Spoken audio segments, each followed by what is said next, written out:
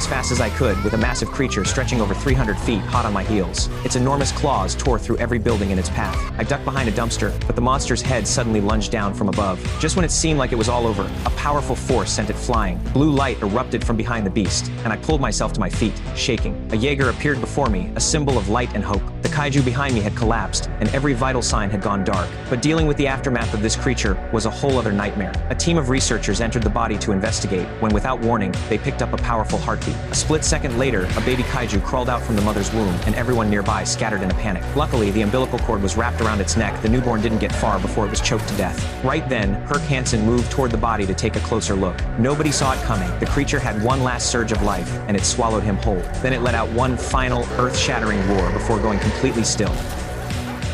Before the kaiju reached full brain death, the scientists established a neural link with it. What they uncovered was a bombshell. The kaiju scanned for genetic markers when passing through the breach. That changed everything. The last two Jaegers, Gypsy Danger and Striker Eureka, had already been deployed to the breach, and the plan to seal it with a nuclear bomb was dead in the water. Gypsy and Striker completed their drop and reached the ocean floor, ready to execute the mission. Visibility down there was nearly zero, and the instruments showed kaiju lurking nearby, waiting for the right moment to strike, but we had no way to respond in time. As we closed in on the breach and prepared to launch the payload, the kaiju that had been going absolutely wild suddenly and eerily went still. That's when the scientists burst in with a warning. If we wanted to get that nuke into the breach, we'd have to carry a kaiju through the opening with us. Before the words even finished landing, another kaiju tore through the breach, a Category 5, the first of its kind. Gypsy moved to flank it alongside Striker, but got blindsided by another kaiju out of nowhere. Raleigh Beckett and Striker had no choice but to face the Category 5 alone. He drew both swords and braced for impact, but the Category 5 was in a league of its own. A single blow left Striker critically damaged, and the nuclear launch system went offline with it. Gypsy pinned down the smaller kaiju and launched its chain swords, going in for the kill, only to get hit from behind again. The entire right arm was ripped clean off.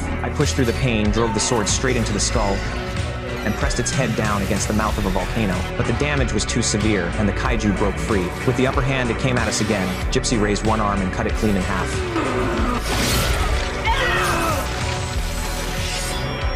Meanwhile, Striker fought hard, driving both blades into the sides of the Category 5. The beast was furious. It called in the smaller kaiju to fight alongside it. Seeing this, General Pentecost made the call with no hesitation. He fired the nuke straight at both kaiju. The explosion was deafening, and Striker Eureka was gone. Gypsy was barely holding together, but this had to end now. I dragged the kaiju's body with one arm, limping toward the breach. Then the unthinkable, the Category 5, right at ground zero, that explosion was still alive. It stepped right back into our path. I pushed Gypsy to full throttle and rammed it through the breach. The chain swords